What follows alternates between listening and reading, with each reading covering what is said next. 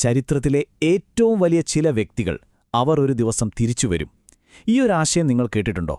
ഇത് വെറുമൊരു കഥയല്ല. ജൂത, ക്രൈസ്തവ, ഇസ്ലാം മതങ്ങളിലെല്ലാം ഈ ഒരു വിശ്വാസമുണ്ട്. അപ്പോൾ എന്താണിത്? എവിടെ നിന്നാണ് ഈ ആശയം വരുന്നത്? നമുക്കൊരുമിച്ചിതൊന്ന് ചുരുളഴിച്ചു നോക്കാം. അപ്പോൾ നമുക്ക് നേരെ കാര്യത്തിലേക്ക് കടക്കാം.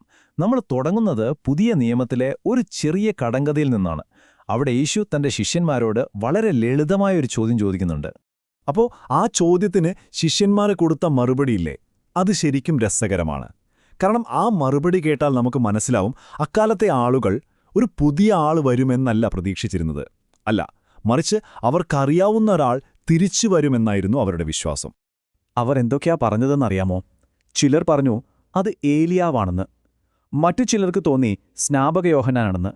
വേറെ ചിലർ പറഞ്ഞു ജെരമിയ അല്ലെങ്കിൽ വേറെ ഏതെങ്കിലും പഴയ പ്രവാചകനായിരിക്കുമെന്ന്. അപ്പോ ഇതിൽ നിന്ന് ഒരു കാര്യം വ്യക്തമാണ്. പ്രവാചകന്മാർ വീണ്ടും ജനിക്കും എന്നൊരു വിശ്വാസം അന്ന് ആളുകൾക്കിടയിൽ ശക്തമായിരുന്നു. ഇവിടെയാണ് നമ്മളൊരു കാര്യം ശ്രദ്ധിക്കേണ്ടത്. യേശുവിനെ അവർക്ക് കുട്ടിക്കാലം മുതലേ അറിയാമായിരുന്നു, അല്ലേ? അദ്ദേഹത്തിന്റെ മാതാപിതാക്കളെയും അറിയാം. അപ്പോ പിന്നെ ഏലിയാവ് പണ്ട് ജീവിച്ചിരുന്ന അതേ ശരീരത്തിൽ ആകാശത്തുനിന്ന് ഇറങ്ങിവരും എന്നല്ല അവർ വിശ്വസിച്ചിരുന്നത്. മറിച്ച് ആ ഏലിയാവിന്റെ ആത്മാവ് പുതിയൊരു ശരീരത്തിൽ പുനർജനിച്ചുവരും എന്നായിരുന്നു അവരുടെ പ്രതീക്ഷ. കണ്ടോ, അതാണ് പോയിന്റ്. ഈ ഒരു ആശയക്കുഴപ്പത്തിന് യേശു തന്നെ ഒരു മറുപടി കൊടുക്കുന്നുണ്ട്. അത് കാര്യങ്ങൾ കൂടുതൽ രസകരമാക്കും. അദ്ദേഹം സ്നാപക യോഹന്നാനെ ചൂണ്ടിയിട്ട് പറയുകയാണ്, നിങ്ങൾ വിശ്വസിക്കാൻ തയ്യാറാണെങ്കിൽ വരാനിരിക്കുന്ന ഏലിയാവ് ഇദ്ദേഹമാണ് എന്ന്. അതായത് കുറച്ചു കാലം മുൻപ് മരിച്ചുപോയ സ്നാപക യോഹന്നാനാണ് ആളുകൾ കാത്തിരുന്ന ഏലിയ പ്രവാചകനെന്ന്. അപ്പോൾ ഈ മടങ്ങിവരവ് എന്ന ആശയം ഇവിടെ മാത്രം ഒതുങ്ങുന്ന ഒന്നല്ലാട്ടോ. നമുക്ക് കുറച്ചുകൂടി വിശാലമായി നോക്കിയാൽ പ്രധാനപ്പെട്ട അബ്രഹാമിക് മതങ്ങളിലെല്ലാം ഇതിന്റെ പല രൂപങ്ങൾ കാണാൻ സാധിക്കും. ഇപ്പം നോക്കൂ, ജൂതന്മാർ ഏലിയാവ് തിരിച്ചുവരാൻ വേണ്ടി കാത്തിരിക്കുന്നു. ക്രിസ്ത്യാനികൾ യേശുവിന്റെ രണ്ടാം വരവിൽ വിശ്വസിക്കുന്നു. സുന്നി ഇസ്ലാമിലും യേശു തിരിച്ചുവരുമെന്ന വിശ്വാസമുണ്ട്. അപ്പോൾ കണ്ടില്ലേ, പേരുകളിലും സാഹചര്യങ്ങളിലും ചെറിയ വ്യത്യാസങ്ങളൊക്കെ ഉണ്ടെങ്കിലും ആ പ്രധാന ആശയം ഒന്നുതന്നെയാണ്: ഒരു രക്ഷകന്റെ അല്ലെങ്കിൽ ഒരു പ്രധാന വ്യക്തിയുടെ മടങ്ങിവരവ്. പക്ഷേ ഈ ആശയം ഏറ്റവും വലിയ ഒരു ഇതിഹാസ തലത്തിലേക്ക് കൊണ്ടുപോകുന്ന ഒരു പാരമ്പര്യമുണ്ട്. അതാണ് ഷിയ ഇസ്ലാമിലെ റജഅ എന്ന സങ്കല്പം. റജഅ എന്ന് വെച്ചാൽ മടങ്ങി വരവ് എന്ന് തന്നെയാണ് അർത്ഥം. പക്ഷേ ഇത് ഒന്നോ രണ്ടോ പേരുടെ മാത്രം തിരിച്ചുവരവല്ല. ഇത് അതിനേക്കാളുമൊക്കെ എത്രയോ വലുതാണ്. കാരണം ഇവിടെ കഥ ഒരു വ്യക്തിയുടെ തിരിച്ചുവരവിൽ ഒതുങ്ങുന്നില്ല. മറിച്ച് ലോകത്തിന്റെ തന്നെ വിധി നിർണയിക്കുന്ന ഒരു വലിയ അന്തിമ പോരാട്ടമായി അത് മാറുകയാണ്. റജ എന്നു പറഞ്ഞാൽ ചരിത്രത്തിലെ ഏറ്റവും നല്ല ആളുകൾ മാത്രം തിരിച്ചുവരുന്ന ഒരു സംഭവമല്ല. അവിടെയാണ് ട്വിസ്റ്റ്.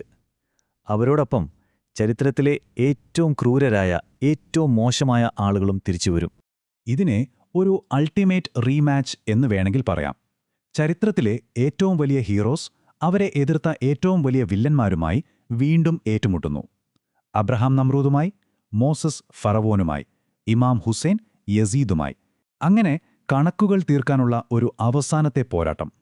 ഈ തിരിച്ചുവരവിന്റെ ഒരു സ്കെയിൽ നിങ്ങളൊന്ന് ആലോചിച്ച് നോക്കൂ. ഇതുവരും കുറച്ചുപേരല്ല, എല്ലാ പ്രവാചകന്മാരും ദൂതന്മാരും തിരിച്ചുവരും.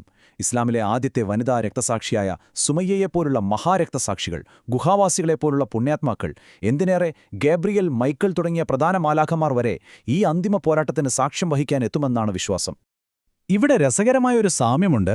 ക്രിസ്ത്യൻ ബൈബിളിലെ വെളിപാട് പുസ്തകത്തിൽ യേശുവിനോടൊപ്പം 1,44,000 രക്തസാക്ഷികൾ തിരിച്ചുവരുമെന്ന് പറയുന്നുണ്ട്.